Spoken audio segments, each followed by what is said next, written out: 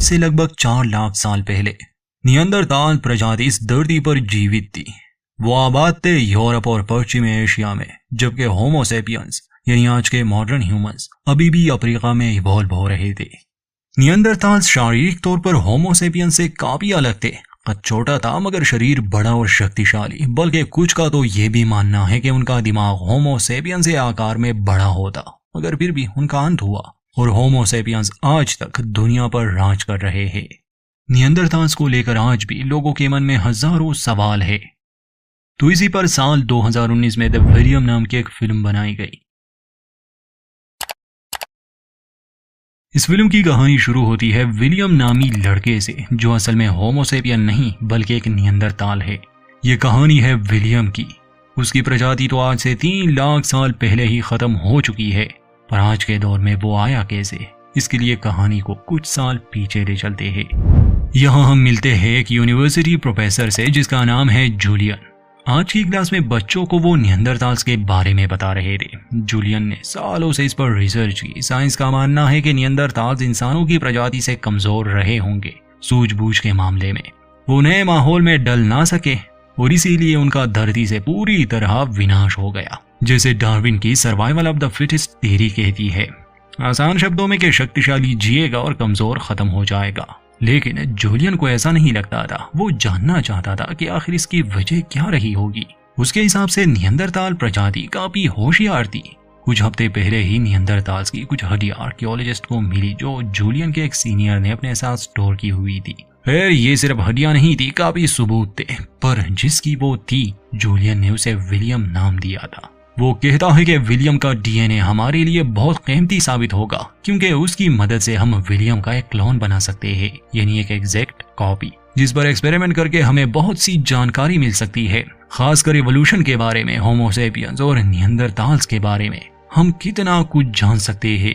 जिस दिन वो अपने क्लास को ये सब बता रहा था, उस दिन बारबरा नाम की एक डॉक्टर भी वहां आई थी। असल में वो खुद माइक्रोबायोलॉजी की प्रोफेसर थी। क्लास खत्म होने के बाद बारबरा जूलियन से मिलने जाती है। उसे क्लोनिंग का आइडिया बहुत पसंद आया था। विलियम को लगा शायद वो कोई स्टूडेंट है, तो बारबरा बताती है कि इस फील्ड की वो एक्सपर्ट है जो उसकी मदद कर सकती है। ये प्रोसेस आसान तो नहीं, ये काफी महंगा भी है, मगर ऐसा करना मुमकिन है। वो एक नियंदरताल को दुनिया में ला सकते हैं। उसकी बात सुनकर जूलियन को बहुत खुशी हुई, क्योंकि वो हमेशा से ये करना चाहता था। वो बारबरा को अपने लैब ले गया, जहां वो उसे 2 पत्थर दिखाता है। उनमें से एक पत्थर को नियंदरताल्स ने तराशा था और दूसरे को होमो सेपियन ने। नियंदरताल का तराशा हुआ पत्थर बहुत ही यूनिक था, जो कई चीजों के काम आ सकता था, और यही वजह थी कि जूलियन नियंदरताल्स के बारे में जानना चाहता था कि अगर वो इतने ही होशियार थे तो वो विलुप्त कैसे हुए। बारबरा उसे यकीन दिलाती है कि उसका सपना जरूर सच होगा और किसी दिन उसे इन सवालों के जवाब भी मिल जाए। इसके बाद दोनों के बीच दोस्ती हो गई, यहाँ तक कि यूनिवर्सिटी उनके इस प्रोजेक्ट को पूर्ण भी करने लगी। हर नए दिन के साथ इन्हें एक नई मुश्किल से गुजरना पड़ रहा था, लेकिन आखिरकार वो विलियम के डीएनए को निकालने में सफल रहे। क्लोन बनाने के लिए इन्हें एक औरत की जरूरत थी, जो इस नियंदरताल बच्चे को जन्म दे सके। इस बीच यूनिवर्सिटी में कुछ लोग इस क्लोनिंग के खिलाफ हो गए। इससे हंगामा खड़ा हो जाता जब ये बात सबके सामने आ जाती। आखिरी स्टेज पर इस रिसर्च को रोक दिया गया। दोनों ही इस बात से बहुत निराश थे, क्योंकि उन्होंने इस पर काफी समय लगाया था और जूलियन जवाब के बहुत करीब था। खैर ये दोनों हार मानने वाले तो नहीं थे, ये काफी करीब पहुंच गए थे। बस अब इन्हें फीटस की जरूरत थी। बारबरा फैसला करती है कि वो खुद इस बच्चे को जन्म देगी। जूलियन उसके इस फैसले से बहुत खुश था। ये दोनों कुछ समय के लिए नेवाडा चले जाते हैं, जहां बारबरा प्रेग्नेंट हुई। दोनों ने शादी भी कर ली और फिर बारबरा ने उस नियंदरताल बच्चे को जन्म दिया। शारीरिक तौर पर तो वो काफी अलग था। डिलीवरी के समय नर्स भी हैरान थे। इस बच्चे के बारे में इनके अलावा और कोई नहीं जानता था। इसका नाम विलियम रखा जाता है। बारबरा और जूलियन के लिए वो दुनिया का सबसे खास बच्चा था। जूलियन यूनिवर्सिटी जाकर अपने सीनियर को ये बात बताता है कि उनका एक्सपेरिमेंट सफल रहा और उनका बच्चा इस दुनिया में आ चुका है, जिस पर उसके सीनियर्स बहुत नाराज थे। इससे यूनिवर्सिटी की बदनामी हो सकती थी, मगर अब जो होना था वो हो चुका। यूनिवर्सिटी अगर जूलियन पर केस भी करे तो ये क्रेडिट कोई और यूनिवर्सिटी ले लेगी। हालांकि जूलियन और बारबरा ने जो किया वो सही नहीं था, क्योंकि नियंदरताल का डीएनए या उसका एम्ब्रियो उनकी संपत्ति थी। खैर ना चाहते हुए भी दोबारा से यूनिवर्सिटी उनके रिसर्च की फंड देने पर राजी हो गई। अब अगला स्टेप था नियंदरताल को समझना, उसे स्टडी करना। जूलियन एक प्रेस मीटिंग रखता है जिसमें वो सभी को विलियम के बारे में बताता है। रिपोर्टर्स पूछते हैं कि क्या वो आज के माहौल में सरवाइव कर पाएगा, क्योंकि अक्सर क्लोन्स मर जाते हैं। तो जूलियन कहता है कि हम अपनी पूरी कोशिश करेंगे, हमने कुछ बदलाव किए हैं। उसे बहुत से बीमारियों के लगने का खतरा तो है, लेकिन उसका इम्यून सिस्टम आम इंसानों के मुकाबले में बहुत अच्छा है। तब एक रिपोर्टर पूछता है कि क्या आपको विलियम के पिता होने पर गर्व है। जूलियन ये बात साफ कर देता है कि वो उसका बायोलॉजिकल पिता नहीं, मगर वो मेरे लिए एक बेटे जैसा है। इसके बाद पूरी दुनिया जान गई कि 3 लाख साल बाद कोई नियंदरताल ने इस दुनिया में जन्म लिया। धीरे धीरे जैसे विलियम बड़ा हो रहा था, उसे स्टडी भी किया जा रहा था। विलियम आम इंसानी बच्चों से जल्दी बड़ा हो रहा था। उसने जल्दी बोलना भी शुरू किया और वो काफी स्मार्ट भी था। वैसे तो जूलियन के लिए वो बस एक रिसर्च थी, मगर बारबरा ने उसे जन्म दिया था, इसलिए वो उसे अपना बच्चा ही मान रही थी। बल्कि कुछ साल बाद बात इतनी बिगड़ जाती है कि बारबरा रिसर्च बंद करवाती है। वो दोनों अलग हो गए क्योंकि बारबरा उसे एक आम इंसानी बच्चे की तरह बड़ा करना चाहती थी। जूलियन का सपना टूट गया क्योंकि वो कभी नियंदरताल को अपने हिसाब से समझ नहीं पाएगा। अब विलियम अपने माँ के साथ रहने लगा था। बारबरा उसे स्कूल में दाखिला दिलवाती है जहाँ वो नॉर्मल बच्चों की तरह रहेगा। जूलियन कभी कभी उससे मिलने आता था, ये देखने के लिए कि समय के साथ साथ उसमें क्या बदलाव आते हैं। कुछ हद तक वो सही था, ये नियंदरताल होशियार जरूर थे। 17 साल तक विलियम अपने माँ बारबरा के साथ ही रहा। इस बीच विलियम के साथ कुछ हादसे भी हुए जिसे आगे हम जान लेंगे, मगर अब वो 18 साल का होने वाला है। उसका चेहरा आम इंसानों से काफी अलग था।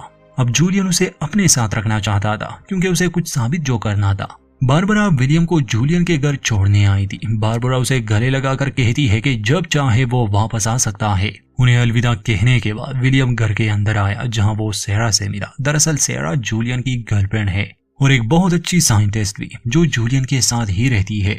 रात में खाने के दौरान सेरा ने नोटिस किया कि विलियम आम इंसानों से ज्यादा खाता है। तो जूलियन उसे बताता है कि उसके शरीर के हिसाब से उसे ज्यादा खाने की जरूरत पड़ती है। खाने के बाद जूलियन विलियम के कमरे में गया और उसे कहता है कि तुम बहुत अच्छा कर रहे हो, मुझे तुम पर गर्व है। अपने पिता से ये शब्द सुनकर विलियम को बहुत अच्छा लगा। मगर यहाँ एक बात सामने आती है।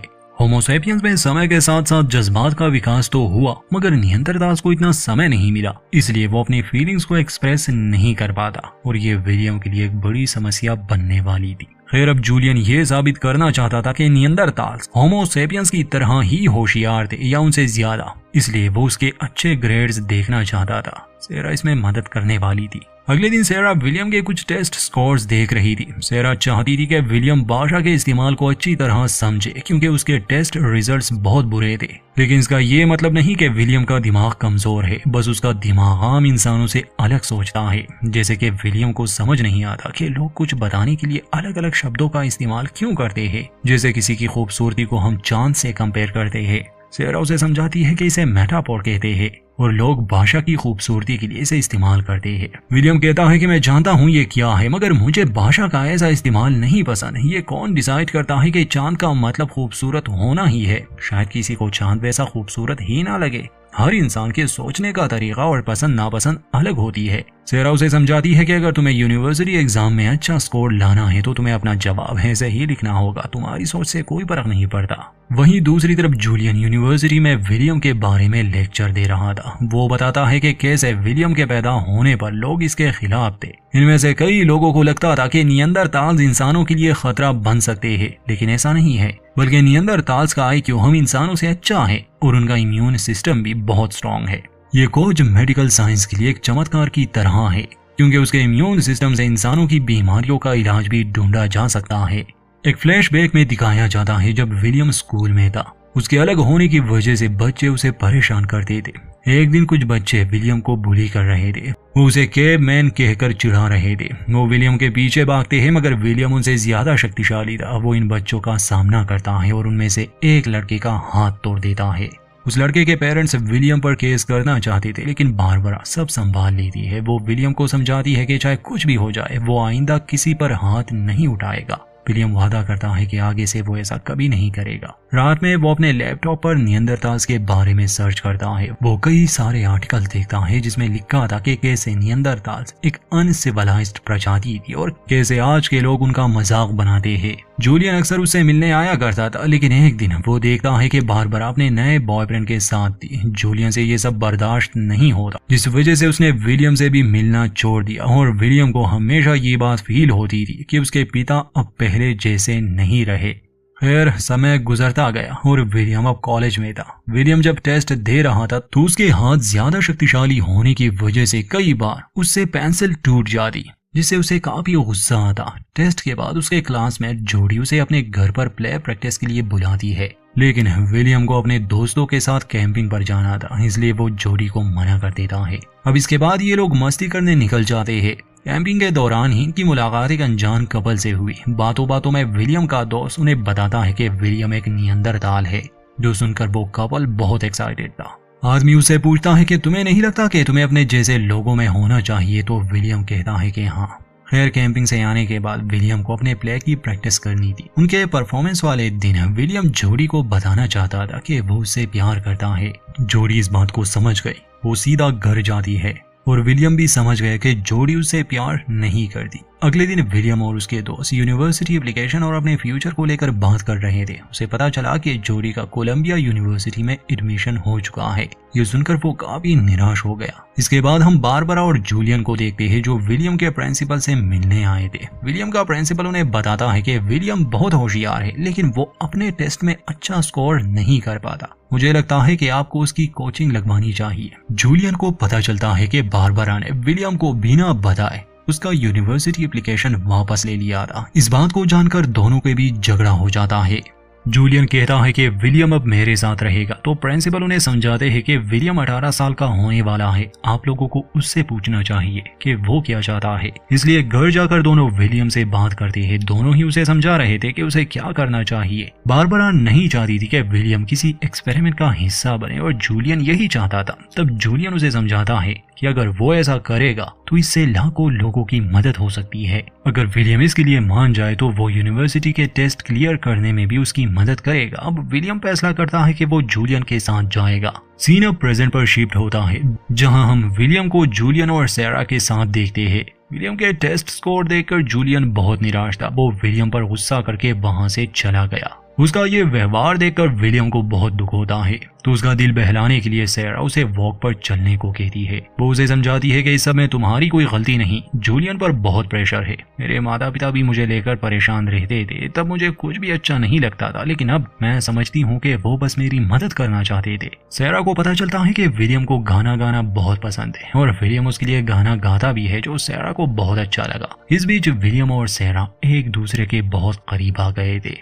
खैर, एक बात तो है, इस फिल्म की कहानी को लेकर नियंदरताल लोगों के हिसाब से कितने ही बेवकूफ क्यों ना हो, मगर अपने पिता की गर्लफ्रेंड चुराने में काफी माहिर है। रात को देर से आने पर जूलियन उन दोनों को डांट देता है, क्योंकि वो चाहता था कि विलियम पढ़ाई करे। विलियम को उसका ये डांटना अच्छा नहीं लगता, इसलिए वो अपने कमरे में जाकर अपने पूर्वजों का पत्थर लेकर सो जाता है। कहीं ना कहीं इतने सारे लोगों के बीच भी विलियम बहुत अकेला महसूस कर रहा था। अब सैरा फिर से विलियम को टेस्ट के लिए तैयार करती है। टेस्ट के दौरान विलियम फिर से अपनी पेंसिल तोड़ देता है। इसे तंग आकर विलियम वहां से निकल गया और वो डॉक्टर गुडविन थॉमस से मिलने जाता है, वही साइंटिस्ट जिसके पास उसके पूर्वजों का डीएनए था। डॉक्टर गुडविन उसे उसके पूर्वजों की लाश दिखाती है, जिसे मम्मी की तरह स्टोर किया गया था। विलियम पूछता है कि ये मरा कैसे, तो डॉक्टर बताती है कि इसके शरीर पर कोई घाव का निशान नहीं है, ना ही इसे कोई बीमारी थी। शायद ये अकेला रह गया हो और अकेलेपन ने ही इसकी जान ले ली। विलियम पूछता है कि आपको क्या लगता है हमारे पूर्वज क्यों खत्म हो गए। डॉक्टर बताती है कि होमो सेपियंस यानी आज के इंसानों की प्रजाति ने सीख लिया था कि कैसे इंसानों को एक ग्रुप में रहना है, एक बड़े परिवार के रूप में, जबकि नियंदरताल सेपियंस के विश्वास पर सवाल उठाते थे, जैसे इंसानों को धर्म के लिए क्यों मरना या मारना चाहिए। शायद यही वजह थी कि वो सेपियंस से अलग हो गए और अकेले सरवाइव नहीं कर पाए। विलियम पूछता है कि क्या सवाल करना कोई बेवकूफी है, क्योंकि विलियम भी ऐसे ही सवाल पूछता था। तो डॉक्टर उसे समझाती है कि तुम बेवकूफ नहीं हो। विलियम कहता है कि मुझे भी यहाँ पर रहने के लिए मजबूर किया जा रहा है, लेकिन मैं यहाँ का नहीं हूँ, ये मेरा युग नहीं है। वहीं दूसरी तरफ सैरा विलियम को ढूंढ रही थी, क्योंकि टेस्ट को खत्म हुए काफी समय हो चुका था। वो बारबरा को कॉल करके पूछती है कि कहीं विलियम उसके साथ तो नहीं। ये सुनकर बारबरा भी परेशान हो गई और वो दोनों मिलकर उसे ढूंढने लगे। इस बीच विलियम जूलियन के क्लास में चुप कर बैठ गया था, जहां जूलियन नियंदरताल्स पर ही लेक्चर दे रहा था। जूलियन भी विलियम को कैवमैन और वहशी जैसे नामों से पुकार रहा था। वो कहता है कि विलियम के पैदा होने पर लोग खुश नहीं थे, लेकिन कभी कभार हमें रूल्स तोड़ने पड़ते हैं। तभी विलियम उठकर कहता है कि आप मेरे बारे में कुछ नहीं जानते, मैं आपके लिए बस एक एक्सपेरिमेंट हूँ, जो कि एक फेलियर था, जो कि एक नाकामी थी। तो जूलियन गुस्से में कहता है कि मेरा काम कोई फेलियर नहीं था, बल्कि तुम हो। ये सुनकर दुखी मन से विलियम वहां से निकल गया। जूलियन उसे रोकने की कोशिश करता है। विलियम उसे कहता है कि तुम मेरे पिता नहीं हो। इस पर जूलियन उसे थप्पड़ मारता है। तभी विलियम के जेब से वो पत्थर नीचे गिर गया। जूलियन उससे पत्थर लेने की कोशिश करता है तो विलियम उसी पत्थर से उसके मुंह पर मारता है, जिससे जूलियन को गहरी चोट लग गई। विलियम घबराकर वहां से भाग जाता है। सेरा और बारबरा विलियम को ढूंढ रहे थे। उधर पुलिस भी उसके पीछे थी, क्योंकि उन्हें लग रहा था कि विलियम उनके लिए खतरा है। पुलिस विलियम को एक जगह घेर लेती है। तब तक सेरा और बारबरा भी वहां पहुंच गए थे। वो उनसे रिक्वेस्ट करते हैं कि वो विलियम को छोड़ दे। पुलिस विलियम को सरेंडर करने के लिए कह रही थी, लेकिन विलियम उनकी बात नहीं सुनता। इसलिए एक पुलिस ऑफिसर उस पर गोली चला देता है और इस तरह विलियम की मौत हो जाती है। फिल्म के अंत में हम सेरा को देखते हैं, जो अपने बेटे के साथ थी, और ये बेटा किसी और का नहीं बल्कि विलियम का था। ये आधा नियंदरताल और आधा होमोसेपियन है, यानी अभी भी विलियम का वंश जिंदा है। और इसी के साथ विलियम फिल्म का अंत होता है। दोस्तों, इस फिल्म में यह मैसेज दिया गया है कि हम अपने इतिहास और ओरिजिन को समझने की कोशिश में जब अपने आप से ही खेलते हैं, तो हमें इस बात का ख्याल रखना चाहिए कि इसके क्या नतीजे हो सकते हैं, न सिर्फ साइंटिफिक टर्म्स में बल्कि मॉरल और एथिकल टर्म में भी।